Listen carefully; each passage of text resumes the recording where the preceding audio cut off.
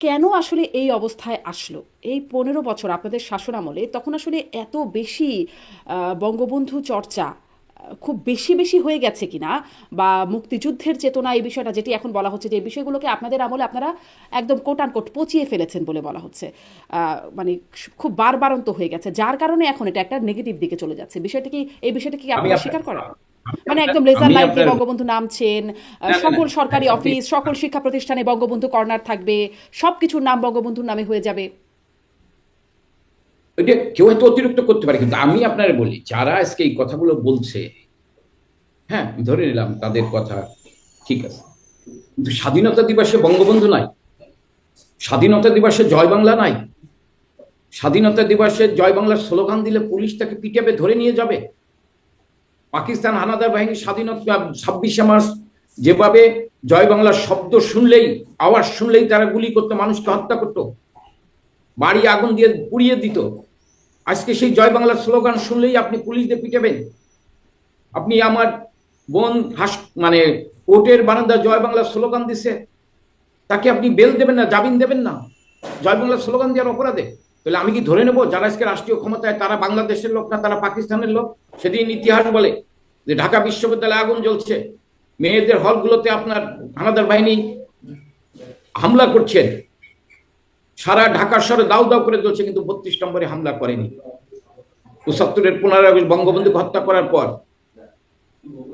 দীর্ঘদিন জিয়া রহমান 32 তালা দিয়ে রেখেছিলেন, জননেত্রী শেখ হাসিনা ঢুকতে পারেনি, কিন্তু 32কে ঘুরিয়ে দেয়নি।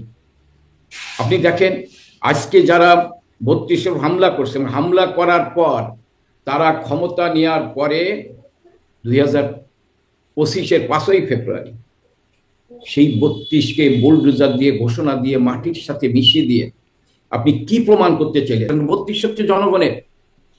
32-এর দিকে তাকালে বাংলাদেশের ইতিহাসের কথা মনে পড়ে, কারণ এই 32-এই বসে বঙ্গবন্ধু বাঙালির স্বপ্ন বাস্তবায়ন করেছেন। এই বিষয়গুলোর উনিশশো আপনি একাত্তর সমালোচনা করছেন, নিন্দা করছেন, এটি স্পষ্ট। আপনি আপনাদের সেই জায়গাটির কি সমালোচনা করেন যে আপনারা আসলে একটু বাড়াবাড়ি করেছিলেন? আমি তো আপনার অস্বীকার করি, আমি বলতে পারি যে এটা নিয়ে হয়তো আমাদের বাড়াবাড়ি হতে পারে, কিন্তু বঙ্গবন্ধুকে হত্যা করার পর 21 বছর কিন্তু ইতিহাস থেকে বঙ্গবন্ধুকে মুছে ফেলানোর চেষ্টা করা হয়েছে।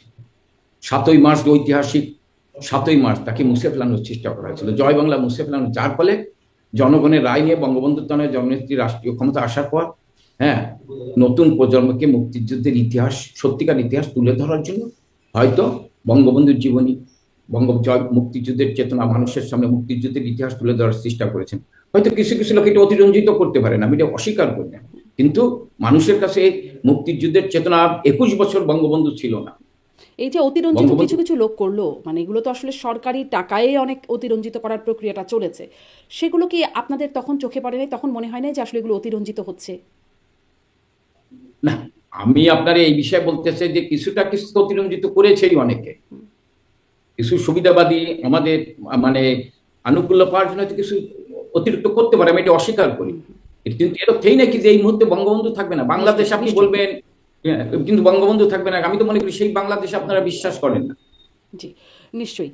মানে আপনাদের আনুকূল্য পাওয়ার জন্য কিছু, কিছু মানুষ এগুলো করেছে এবং সেই আনুকূল্যটা পেয়েও গেছে হয়তো। প্রসঙ্গক্রমে সেটি আসবে। আমি সেই প্রশ্নটিতে ফিরি যে অবস্থার কি পরিবর্তন হলো? তখন আপনারা আসলে নিষ্ক্রিয় একরকম ছিলেন, একদম নীরব। আপনাদের সাথে যোগাযোগও করা যেত না। এখন আবার আপনারা বেশ পাবলিক অ্যাপিয়ারেন্স দেখা যাচ্ছে, বিভিন্ন প্ল্যাটফর্মে কথা বলছেন। পরিবর্তন কি হলো পরিস্থিতির? না, এখন পরিবর্তন কিছু না, আরো ভয়াবহ অবস্থা।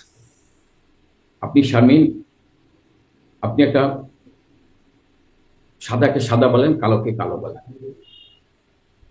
আপনি কোন মতদর্শে বিশ্বাস করেন এটা কিন্তু আপনার কর্মকাণ্ড দিয়ে কখনো কেউ প্রমাণ করতে পারেনি।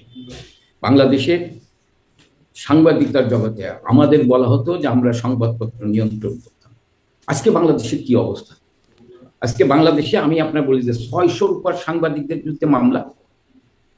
আজকে বাংলাদেশে 550 সংবাদ মাধ্যমের অফিস হামলা করা হয়েছে। আওয়ামী লীগের আমলে হয়েছে? আওয়ামী লীগের নামে 600 সাংবাদিক, দু একজনের নামে হয়তো মামলা হইতে পারে তাদের ভুল তথ্য প্রচার করার জন্য, কিন্তু ঢালাও ভাবে এইরকম সাংবাদিকদের বিরুদ্ধে মামলা হয়েছে। আজকে বাংলাদেশে আপনার 6 জন সাংবাদিককে হত্যা করা হয়েছে, বিচার নাই, তদন্ত নাই।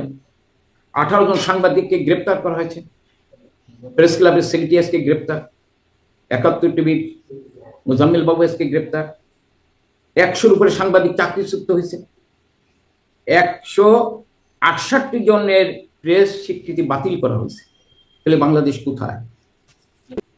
আওয়ামী লীগ আর বাংলাদেশ, বাংলাদেশের স্বাধীনতা তো এক অভিন্ন।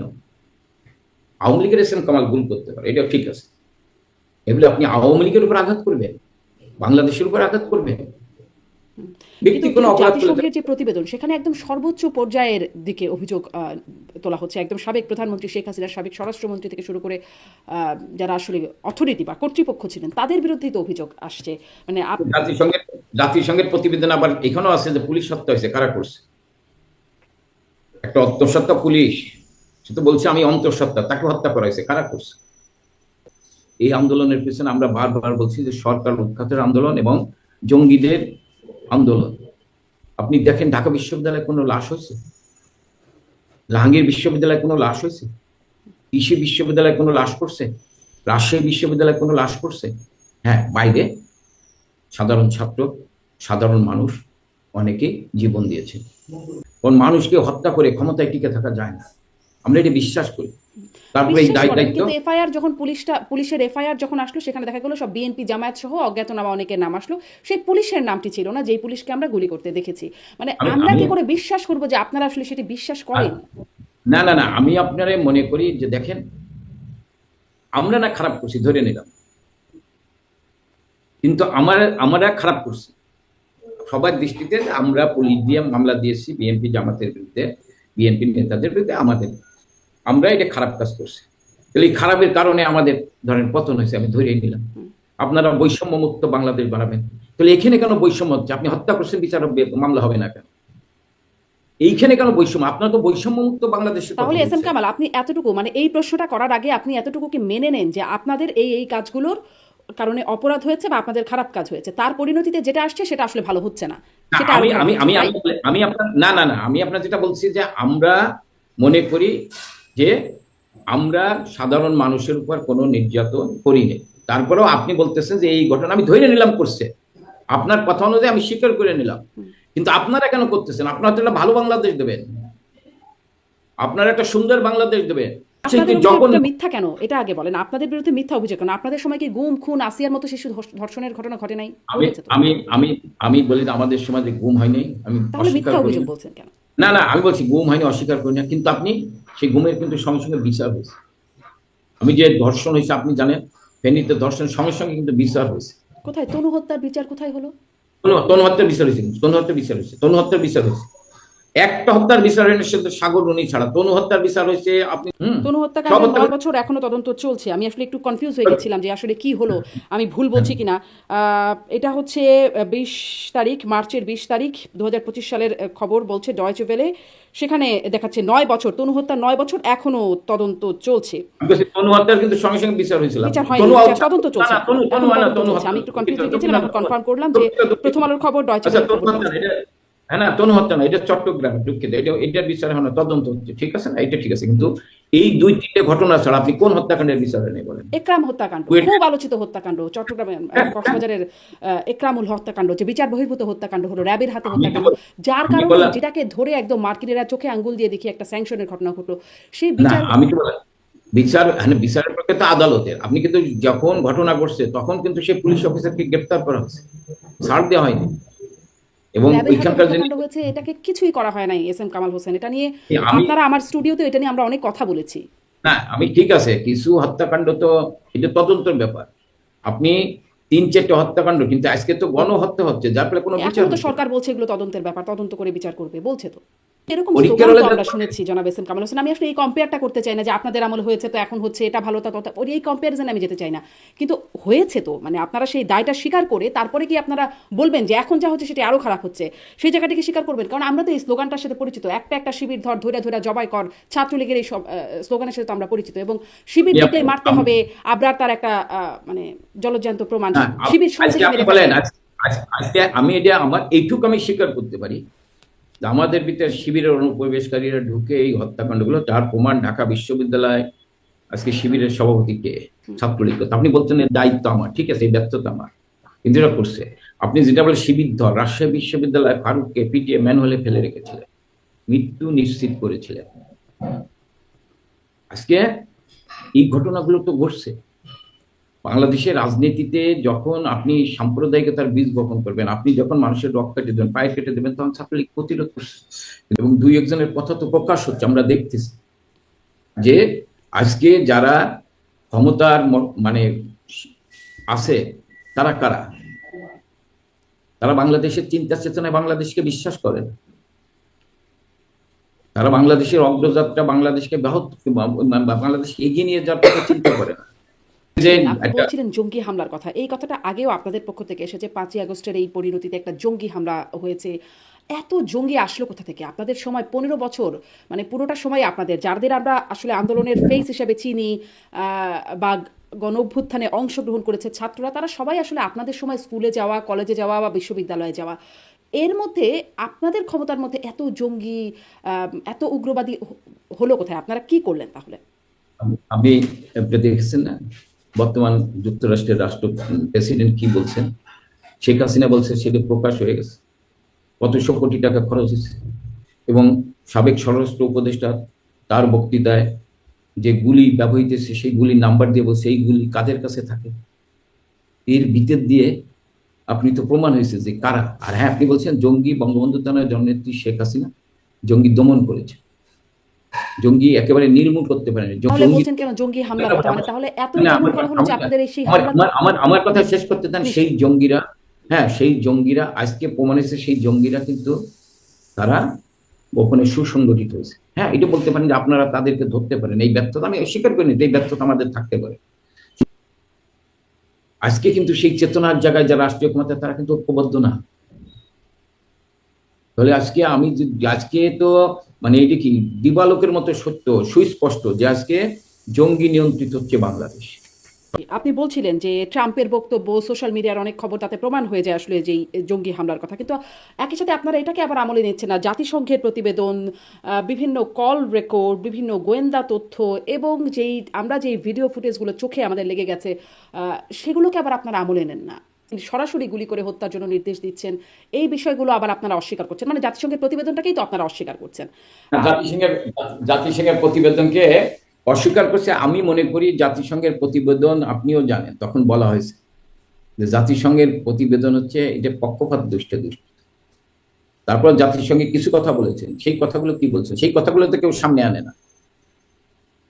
জাতিসংঘের প্রতিবেদনে যে কথাগুলো বলা আছে সেই কথাগুলো কিন্তু আপনি আজকে মানে যেহেতু অবাধ তথ্য প্রবাহত, এই কারণে সেইগুলো সামনে আসতেছে না।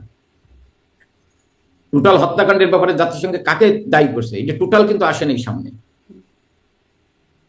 আপনি মানে এক অংশ, খণ্ডিত অংশ আপনি এনে দায়িত্ব আপনি হ্যাঁ বঙ্গবন্ধু তার জননেত্রী শেখ হাসিনা সরকারের উপর দেওয়ার চেষ্টা করছে। তিনি বলেছেন এইগুলি পুলিশের কাছে, মানে পুলিশের কাছে এইগুলি ছিল। পরবর্তীতে তিনি একটা ব্যাখ্যাও দিয়েছেন। সেটা পরে উনি দিচ্ছেন, কিন্তু ওই ব্যাখ্যা উনি এর বলছেন যে এইগুলি পুলিশের কাছে ছিল না। মূলত পুলিশের কাছে এইগুলি থাকে না। আমি জানি না এইগুলি, আপনিও জানেন এইগুলি পুলিশের কাছে থাকে না। এইগুলি কাদের কাছে ছিল, কারা এইগুলি সাপ্লাই দিচ্ছে, সেটা তদন্ত করা উচিত। সেটা তদন্ত করেন। আপনি আমার একটা কথা বলেন, জাতিসংঘের তদন্ত কমিটি কেন বন্ধ হয়ে গেল? বন্ধ কোথায় হলো? তারাই তো তদন্ত কমিটি তো আসলে না, তারা এটা প্রতিবেদন দিচ্ছে, কিন্তু তাদের যে তদন্ত করার কথা সেই তদন্ত কমিটি কেন হলো না? কেন হলো না সেই তদন্ত? তারা জাতিসংঘের তদন্ত কমিটির প্রতিবেদনই তো আমরা আলোচনা করছি। আমি আপনার বলি এই প্রতিবেদন জাতিসংঘের টোটাল প্রতিটি হত্যাকাণ্ড নিয়ে জাতিসংঘের তদন্ত হওয়ার কথা ছিল, এটা আমরা দাবি করেছিলাম জননেত্রী শেখ হাসিনা, কিন্তু সেটা তো হয়নি। জাতিসংঘের তদন্ত প্রতিবেদনের ইন্ট্রোডাকশনে তো বলছে, এটা নিয়ে অবশ্য গত কদিন আগেও আলোচনা করছিলাম, যে তারা আসলে তদন্ত করবার জন্য তারাই চিঠি পাঠিয়েছিল, কিন্তু তারা কোনো পজিটিভ রেসপন্স আপনাদের সরকারের কাছ থেকে পায়নি। আমাদের সরকারের সময় পাইছিল, কিন্তু এই সরকার, আচ্ছা আমাদের সরকার পাইনি, আপনার কথা ধরে নিলাম, কিন্তু এই সরকার কেন দেয়নি? এই সরকার দিয়েছে, সেটাই এখানে বলছে। আমি কি আপনাকে একটু পড়ে শোনাবো? সেখানে বলছে ইউনাইটেড নেশনস। আপনি পুরোটা পড়েন না, বাকি অংশ পড়েন না? হ্যাঁ, আমি এই আমি পড়েছি, আমি জাতিসংঘের প্রতিবেদনটা আসলে পড়েছি, পড়েই বলছি যে আমি আপনার কথা বুঝলাম আর কি। আমি বললাম জাতিসংঘ নিয়ন্ত্রণ করে আমেরিকা, যুক্তরাষ্ট্র। যুক্তরাষ্ট্র তো শেখ হাসিনাকে উৎখাত করার জন্য 350 কোটি টাকার উপর টাকা দিয়েছে। এটা তো আমার কথা না, যুক্তরাষ্ট্রের প্রেসিডেন্টের কথা। তাহলে সেই জাতিসংঘের প্রতিবেদন প্রশ্নবিদ্ধ এই ধরনের হবে, এটা স্বাভাবিক। আমি যদি মনে করি এখন জাতিসংঘ তদন্ত করুক, ওই সরকার থাকা অবস্থায় সেই জাতিসংঘের রিপোর্ট এরকম হবে না, এইরকম দেবেই, তো আমি মনে করি স্বাভাবিক। এখন আপনারা কিন্তু যখন এখন ওই সময়ের জাতিসংঘের রিপোর্ট মানছেন না, বা ওই সময়ের ওই সরকারকে, যুক্তরাষ্ট্রের সরকারকে যদি বলি, বাইডেন সরকারকে আমি আপনারা, মানি না, আমি মানি, হ্যাঁ, আমি ওই সরকারকে মানি, কিন্তু ওই সরকার তো আমার বিরুদ্ধে এই ষড়যন্ত্রটা করছে, এই করেন ওইটা যদি না হয়তো তাহলে আমি এই কথা বলতে পারতাম না। একই রকম আমি ভাবে যদি আবার এই সরকার বলছে, যখন ট্রাম্প বলেন যে সংখ্যালঘুদের উপর নির্যাতন হচ্ছে, বর্বরচিত হ্যাঁ, হামলা হচ্ছে, বা সেটা তুলসী সেটা গ্যাবার্ড যখন বলেন, তখন এই সরকার বলে এটা ষড়যন্ত্র হচ্ছে। আমি না, 350 উপরে কোটি টাকা, হ্যাঁ, শেখ হাসিনা সরকারকে উৎখাত করতে দিয়েছে, তাহলে আমি কি ধরে নেব যে ওই সরকারের নিয়ন্ত্রিত যে জাতিসংঘ সংস্থা, সে সংস্থা নিরপেক্ষ তদন্ত করবে না? কে এই তদন্ত অর্থ খরচ। করলে, মানে ঘটনার পরে কার তদন্ত, কেমন তদন্ত হলে আপনারা আসলে সন্তুষ্ট হতেন? আমি মনে করি যে জাতিসংঘেই, হ্যাঁ, নিরপেক্ষভাবে তদন্ত করুক। আমাদের দেশের অনেক নিরপেক্ষ জাস্টিস আছে, তাদেরকে নিয়ে তদন্ত করুক, জাতিসংঘের নিয়ে তদন্ত করুক, সবাই মিলে, বা ধরেন আন্তর্জাতিকভাবে বিভিন্ন সংস্থা আছে, সবাই মিলে একটা তদন্ত করুক বাংলা। আমি প্রত্যেকটি হত্যাকাণ্ডের আমরা বিচার চাই। জি, নিশ্চয়ই বিচার তো সবাই চায়, কিন্তু কোনটাকে আসলে কোন পক্ষ নিরপেক্ষ বলবে, সেটাই আসলে এতক্ষণ ধরে প্রশ্ন করছিলাম।